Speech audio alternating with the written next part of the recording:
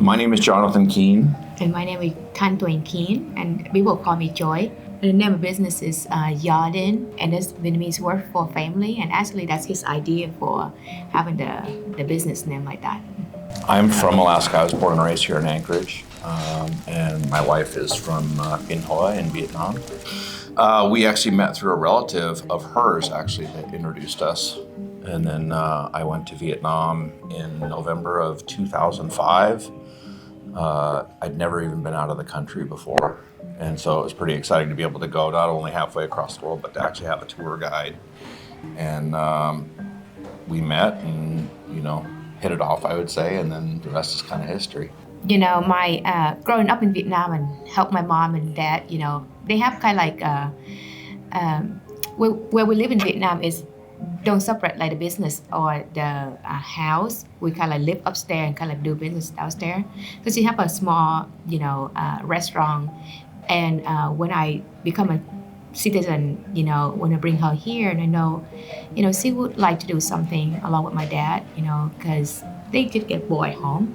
So we started a business in the Saturday market. The Saturday market. That was in 2016. Mm-hmm. And then in August of 2018, we opened this location. Yeah. And we've been here ever since. Mm-hmm. I think it's been really good. I mean, COVID definitely was something that set everybody back a little bit. We had to pivot. We switched to delivery immediately when the dining room closed. We had a table set up by the front door over there so that we could do, no contact, food deliveries where people could pay over the phone and then they could come through the front door and pick up their order and go. Or, if customers wanted to, they would pull up in the drive here and we'd put a mask on and we'd bring their food out to them. So we adapted, whereas a lot of places that had been around a lot longer didn't survive. So I feel very lucky for that.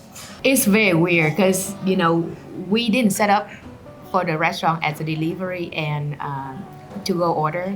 We set up for dine-in.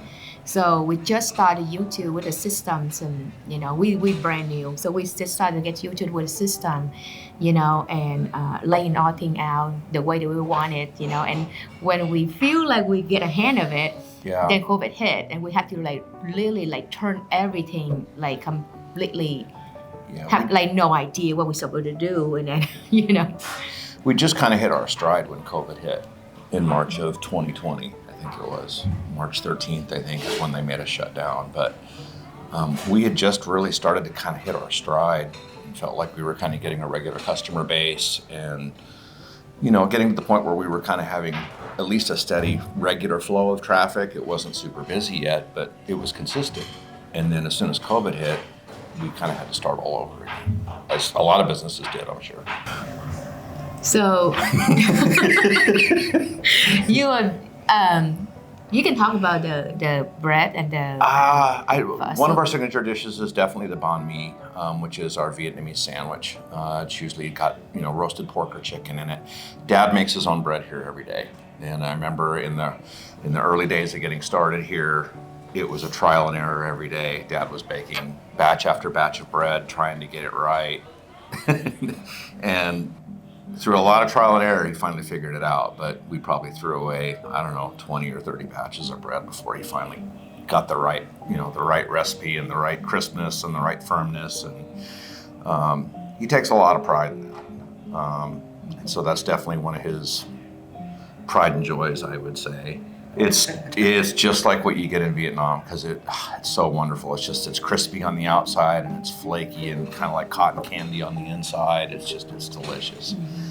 And in Vietnam, you get it pretty regularly over there because that's how they make it. But it took him a little bit of trial and error to figure out how to do it here. Climate differences, humidity differences, things like that. So yeah, same here. I don't do baking. I love cooking because to me that's an art. Like you can play, with the spice and the sauce and things like that.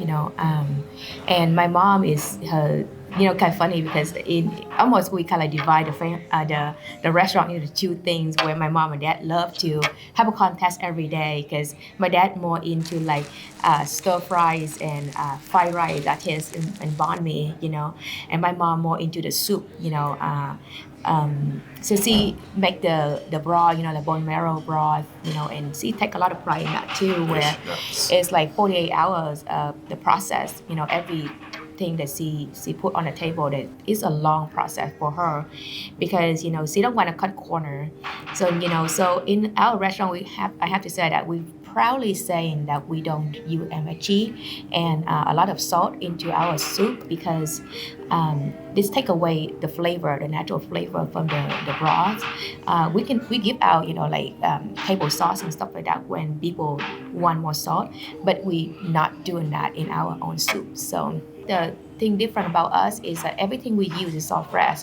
So the ingredient we buy is really expensive that we ship, and ship it up here, and those cost a lot of money for that.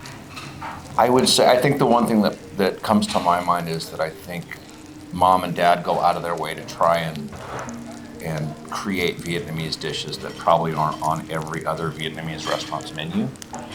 Bun Bo Hue, which is a spicy noodle soup, is a pretty common fixture among most Vietnamese restaurants. We did it for a little while just to test it out here, but we kind of steered more towards things that maybe other restaurants didn't do, that mom was interested in doing, and I think it's worked out really well for us. So, no, I think we've pared down our menu quite a bit just because mainly the focus really of this restaurant is mom and dad. They don't speak English, but they love to come out once in a while and say hi. They're extremely friendly people, but they don't speak the language. So my wife and myself, we basically do a lot of the, we handle the front of house, we serve the food, we serve the customers, but it's really the magic happens with them back there. It's their food. So for us, that's just, we want to be truly bring the customer come in here, like bring them to Vietnam. That's what my main goal is, like, hey, let's travel to Vietnam with us. Here, this dish, from South Vietnam, or this is from Middle Vietnam. The bún bò Huế is from the Middle Vietnam. So I want to bring people into Vietnam, introduce our culture through our food. Very, very early on, within the first couple of weeks, Mara Severin, she was the, I guess you'd call her the food critic for the ADN, wrote a really nice article about us in the paper, and it was published on a Friday morning. And I'll never forget, by 11 o'clock, we had a line out the door, and we weren't ready for it. I mean, we got hit, and it was awesome, but it was really stressful at the same time because we weren't prepared. We just were not ready for it, and but it was kind of one of those things where, okay, I guess we've arrived finally, because now people kind of start to know about where we're at and what we're doing. And then I would say the other big milestone is probably just getting through COVID and getting out the other side of that and kind of picking up our momentum where we left off when it started.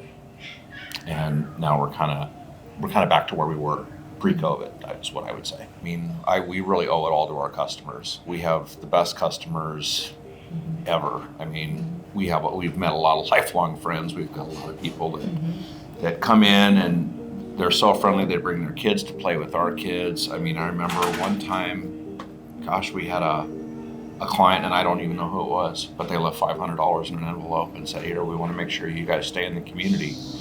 And, kind of choked us up a little bit. It was like, wow.